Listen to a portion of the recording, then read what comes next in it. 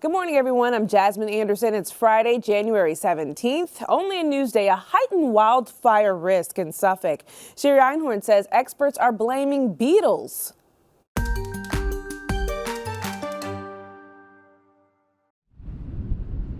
This is Napeague State Park in Amagansett. It was once covered by evergreens, but now experts say about 80% or 40,000 pitch pine trees are dead or dying. So what happened? The southern pine beetle. It's a tiny invasive insect that first appeared here on Long Island about a decade ago. The green vegetation begins to turn brown. Holes are in the trunks of the trees, so you can see where the beetles are actually entering and exiting, basically feeding off, what was a healthy forest. And it rapidly spreads. In addition to all of the environmental concerns with all of these dead trees, there's the added burden of this all being a potential fire hazard. If fire gets in that environment, there's a great potential for that fire to carry up through the understory into these dead trees, and it just becomes very, very difficult to fight that fire from the ground. And we're seeing this all over the island right now. Fire mitigation efforts are already underway. The dead trees have been cut down. Multiple fuel breaks were constructed, leaving a 25-foot clearing between the forest and nearby homes. We also saw several piles like these ready for prescribed burns to get rid of the dead stuff on the ground. In the meantime, there's nothing else to do with the dead trees but wait for Mother Nature. Eventually, the forest will regenerate itself. There are saplings that are already starting to grow, so nature will take itself back. But that could take years. In Amagansett, I'm Sherry Einhorn, Newsday TV. Sherry, thank you. Read more about the southern pine beetle on Newsday.com. Click Get More below the Newsday TV video box.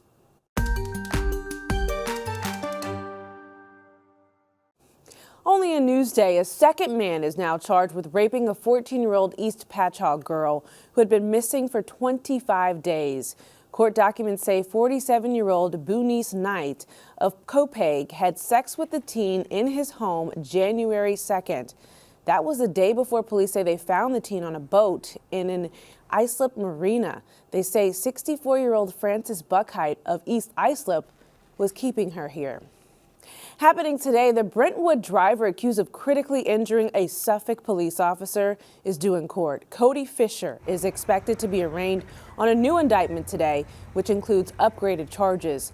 Police say Fisher critically injured Officer Brendan Gallagher earlier this month when he knocked the officer's SUV off the LIE and into a tree.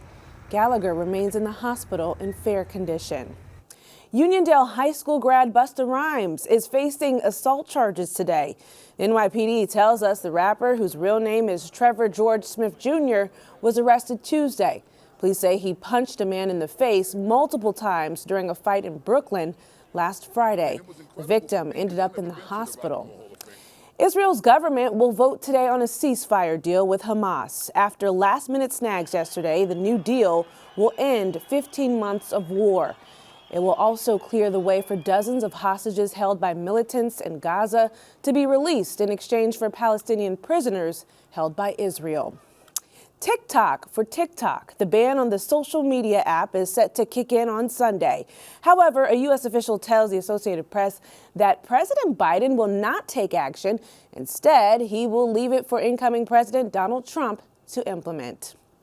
Trump is hosting New York City Mayor Eric Adams at Mar-a-Lago today. The mayor's spokesperson says the meeting is to discuss New Yorkers' priorities, as President Trump would have the power to pardon Adams, who is accused of accepting illegal campaign contributions. And we're just days away from Trump swearing in. Watch Trump's inauguration streaming live here on Newsday TV.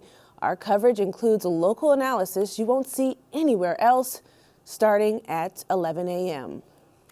A new hearing has been set on Shinnecock billboards. The state appellate court has set January 27th for a hearing on the Shinnecock Indian Nation's request for reconsideration of a case to keep its 60-foot Sunrise Highway billboards operating. It follows a federal finding that the signs are on protected sovereign land. A new shopping hub is coming to Suffolk this summer. A Burlington coat factory will open alongside a tractor supply company. Starbucks, and Chase Bank. So many options for you. The stores are in the Islandia Shopping Center in Islandia.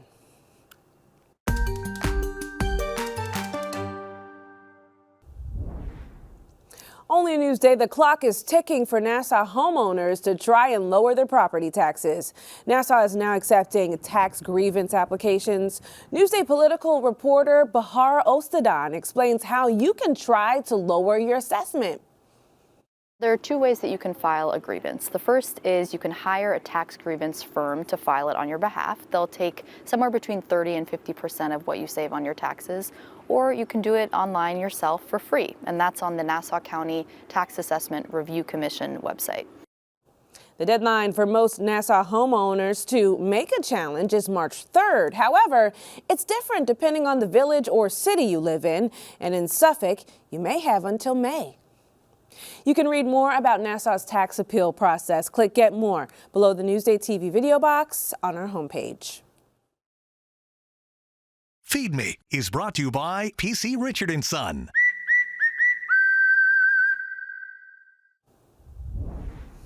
Some hot new coffee shops to check out as you battle the cold this winter.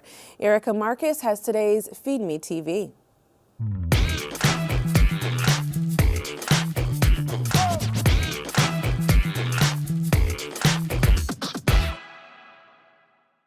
Long Island is getting a little bit more caffeinated. Starting on the East End, Panoramica is Long Island's newest and possibly only retro-futuristic coffee shop.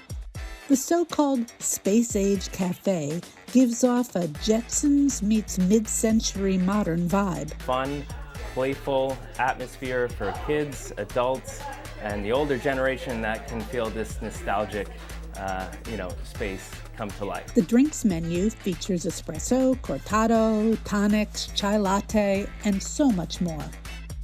Now, let's head to Stony Brook. A coffee roaster with a cult-like following has opened its second location.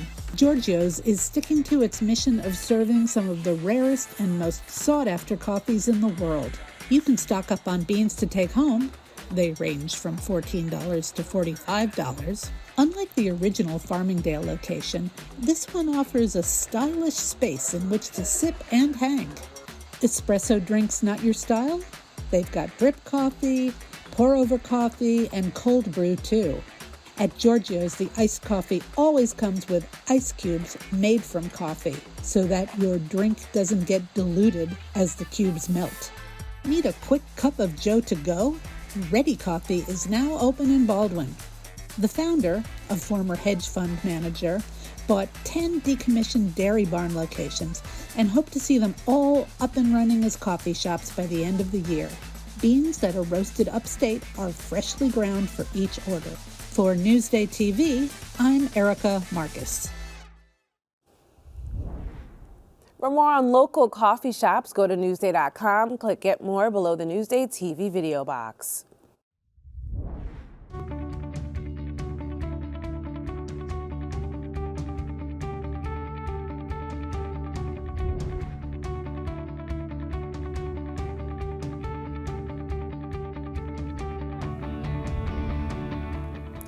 Your hyperlocal Friday forecast, sunny and clear today, but there's some snow and really cold weather on the way. Let's talk about it. Here's your day planner. Sunny today, highs in the upper 30s. And here's a look at your futurecast. Rain begins Saturday afternoon and it will continue through the night. And we may start to see a wintry mix.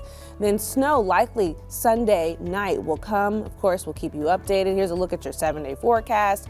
You can see that cold air moving throughout the week. So definitely prepare for it. Bundle up. That's a look at your 7-day forecast.